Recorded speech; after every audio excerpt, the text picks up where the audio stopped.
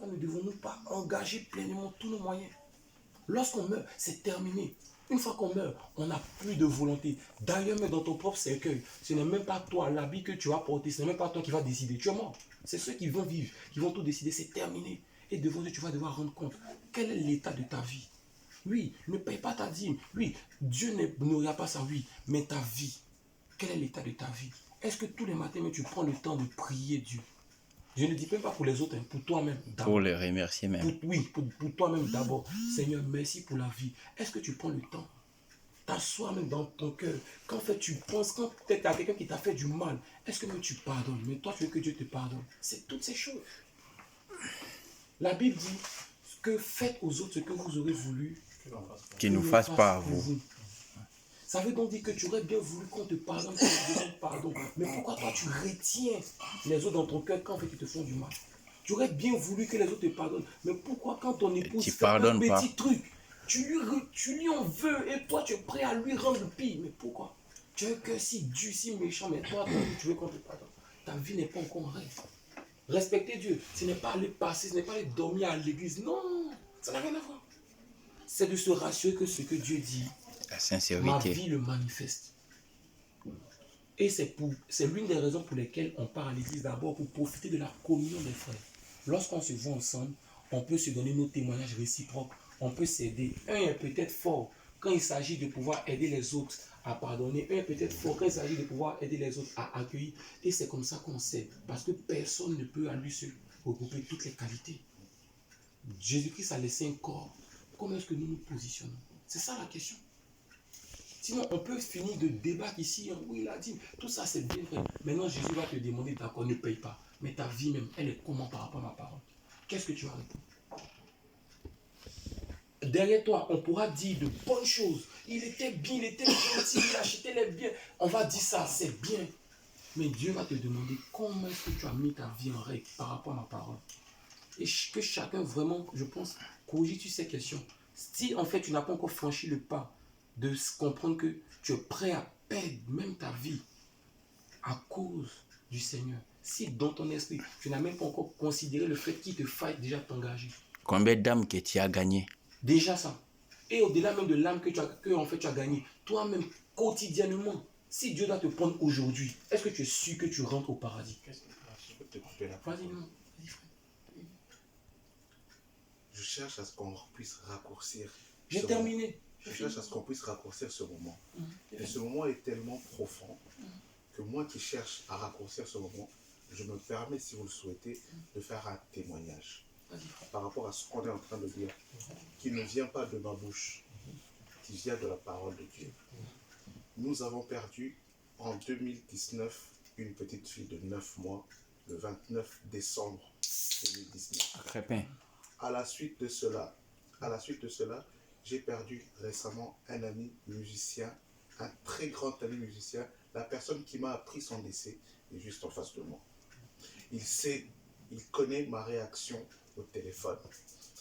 À la suite de cela, j'ai dit à ma femme, cette année 2020 va être difficile. À la suite de cela, je suis sorti chez moi un dimanche. Je n'ai pas été à l'église. Je suis sorti chez moi un dimanche pour aller faire un pari foot.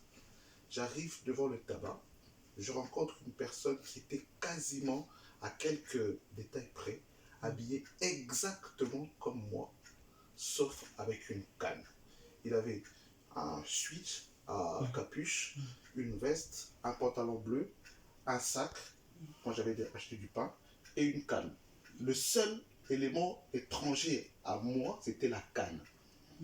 On se croise devant le tabac, il me dit bonjour, il cherche à me serrer la main, je ne le connais pas. Je lui serre la main, il me fait des accolades. Je ne le connais pas. Je rentre dans mon tabac, je fais mon pari foot, je sors, il était derrière moi. Ensuite, je m'écarte, je le laisse passer, il vient se mettre à côté de moi. Et il me dit, ça va? Je lui dis, ça va très bien. Puisqu'il insistait, je me suis dit, je vais le prendre un peu au sérieux parce que je ne le connais pas, il s'accroche comme ça, qu'est-ce qui se passe? À ce moment-là, je lui dis, comment ça va? Tu vas bien? Est-ce qu'il y a un problème? Qu'est-ce qui se passe? Il me dit, ça va être dur pour toi. Tu vas peut-être perdre des proches. Mais le plus dur, ça ne sera pas les personnes que tu auras perdues. Le plus dur, ça sera ta vie. C'était un dimanche, je n'ai pas été à l'église. Je lui pose la question de savoir, et vous, votre vie, vous y pensez? Et là, il me dit, la vie éternelle est acquise. La vie éternelle, c'est un blanc. La vie éternelle est acquise à ceux qui la cherchent. Je ne savais pas quoi dire. Je suis en face d'une personne que je ne connais pas, qui me sort des phrases comme ça, au moment où je suis dans une période de ma vie où tout bascule un tout petit peu. Émotionnaire. Et John arrivait en voiture. Je l'attendais pour qu'il puisse me prendre. Il me pose la question, mais en fait, vous allez où?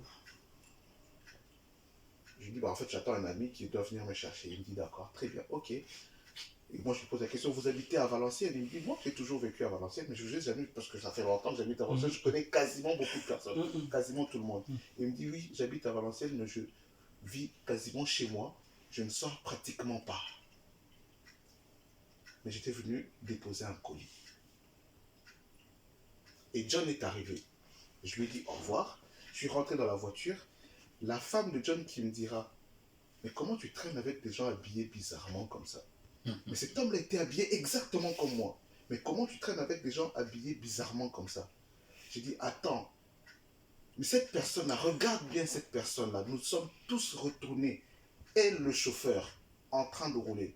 Nous sommes retournés, cette personne-là n'était plus là. Amen. Ce n'est pas arrivé à quelqu'un d'autre, on ne me l'a pas raconté, c'est moi qui vous le dis. Et je ne le dis pas parce que j'ai eu envie de le dire, parce que je peux le garder, c'est mon expérience. Je le partage pour concorder à ce qui vient de nous être dit là. Ce n'est pas le frère Warren, ce n'est pas le frère Warren qui le dit. Frère Victorier. Pardon. Victorier, Warren, oui, à l'idée. Pardon. Ce n'est pas toi qui le dis, c'est la parole de Dieu qui le dit. Et ce moment précis est super important. Nous devons vraiment prendre conscience, nous poser la question de savoir, pas pour les autres, mais pour nous-mêmes. Qu'est-ce que nous faisons pour nous-mêmes? Pas pour cette vie, mais pour la vie d'après. Et que devons-nous faire? Merci. J'aimerais quand même prier la mort du Seigneur. Amen.